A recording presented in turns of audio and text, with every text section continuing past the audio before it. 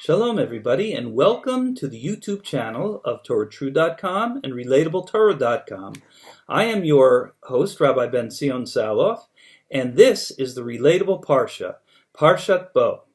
Now, in last week's Parsha, Parshat Va'era, we were discussing the revelation of Hashem, the way in which Hashem interacted with our forefathers originally.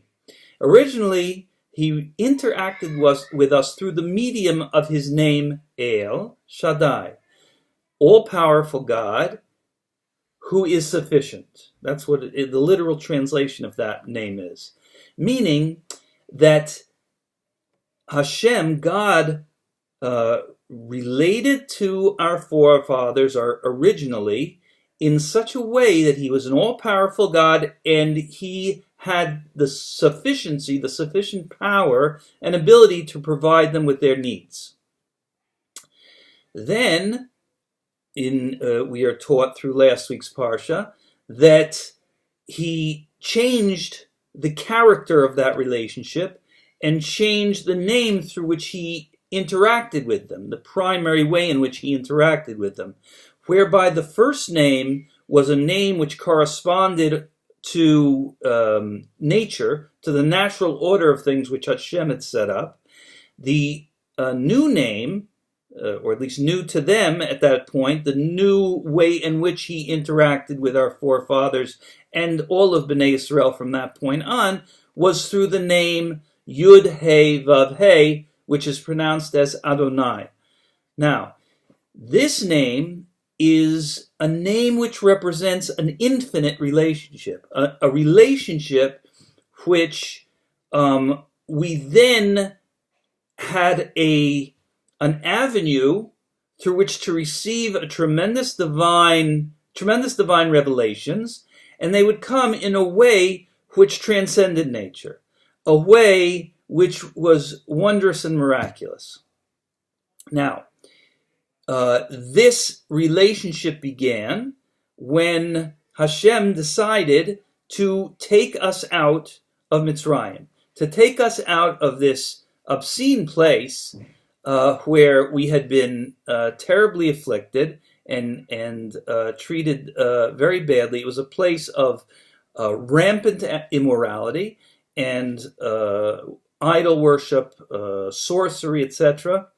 So Hashem, through the avenues of this new relationship represented by his name Yud He Vav He, he was then bringing us out in a way, in a miraculous way which had never been done before, with all these tremendous plagues and miracles which occurred during this time period.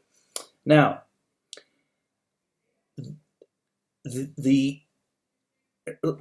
okay, let's put it this way. Once we cycled over to the new relationship, the new channel of flow between Hashem and us,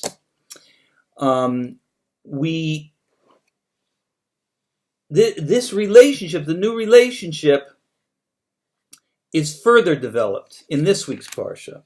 So in this week's Parsha, what does it say? There's a verse which says the following. Zeh Shmi Le'olam, referring to this name, this Yud He Vav He, Hashem's name. Zeh Shmi Le'olam, this is my name forever. Zeh Zichri L'dor Vador, this is my memorial, my memory, throughout the generations. So this is my memorial throughout the generations, and this will be my name forever. This will be the name which represents this flow of divine power down to us and down into the earth. But there has to be a way in which this almost infinite power comes down and is able to accomplish the wondrous things it does in the world. There has to be an avenue which brings it down in such a way that it can be used and that it can be introduced into the world. So what is that way? That way we learn through this new verse. Zeh Shmi La'olam, Zeh Zichri L'dor Vador. So how do we know it? We know it through gematrias. Now, there are different, or it's at least hinted at through gematrias. There are different levels of interacting with the Torah. We can interact with the Torah through its the shape of its letters, through the sounds, the words, the song of the Torah, the trup. We also can relate to the Torah through mathematics, through numerical equivalents. So the numerical equivalents are called gematriot. And in this verse, we see a gematria which clearly points towards the avenue through which we will accomplish the wondrous things through the divine flow down to us. What is the pathway this divine flow takes? Here we are. We look at the word Shmi. Zeh Shmi La'olam. It says, this is my name forever.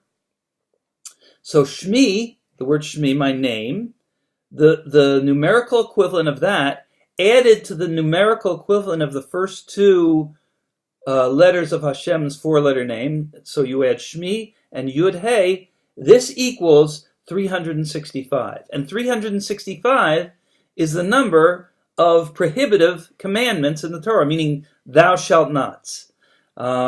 So 365. Then it says later in that pasuk, that same verse, Zeh Zichri L'dor Vador. This is my memorial, Zichri, throughout the generations. So Zichri plus Vav Hey, which is the second part, which is the second two letters, the last two letters of the divine name, that equals Resh Mem Het, which is the number of performative mitzvahs in the Torah. So here we have altogether the 600 mitzvahs, 613 mitzvahs of the Torah, 365 prohibitive, and 248 positive mitzvahs. So what then is the verse telling us? There we go. Hopefully that we didn't lose any time.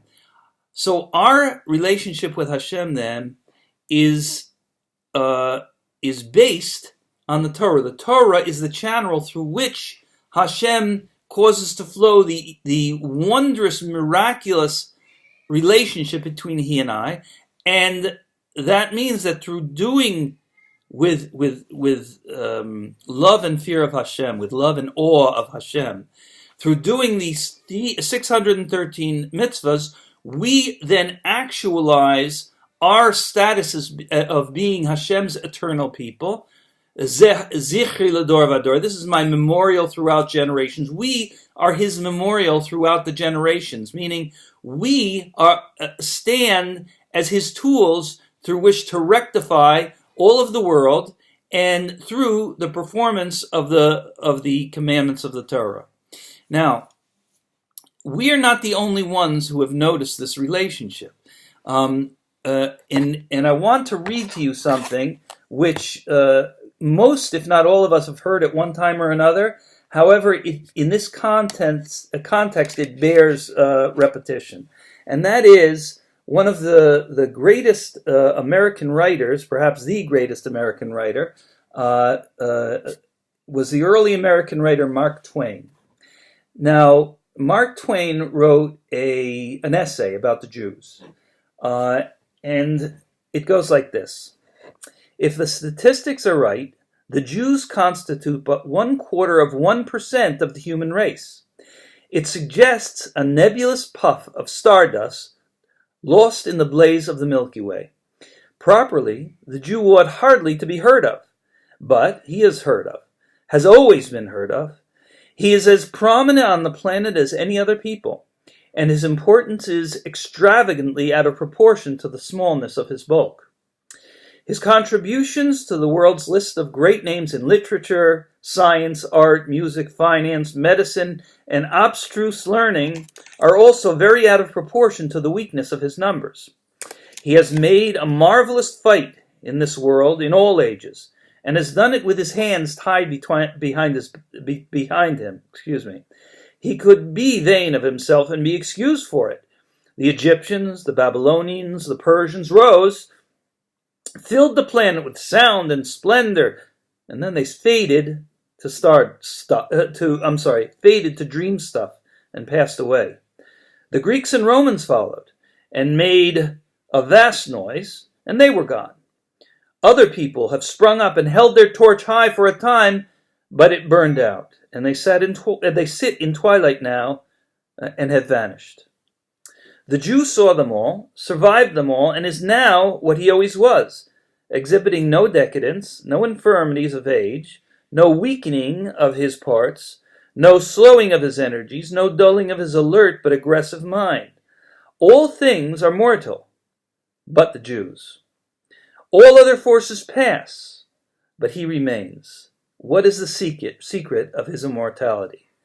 And that was Mark Twain in September of 1897. What is the secret? The secret is simply the relationship that God set up between himself and the Jewish people to rectify his world, to go through the process of rectifying his world through the Torah. So Hashem should help that you should be blessed with a tremendous wisdom, sight, and strength to see, understand, and actualize this relationship through performing the Torah, the mitzvahs of the Torah, in a way of love and awe of Hashem and desire to do his will to rectify all of creation. And through doing this, Hashem will then bring the relationship to the next level and will cause the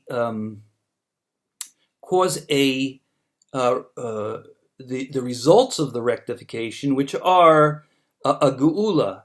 We will be redeemed, meaning the world will be redeemed. The world will be perfected in a more revealed way. We will experience Hashem, experience the joy and the wonders of Hashem in a revealed way, and it should only be in the most immediate present.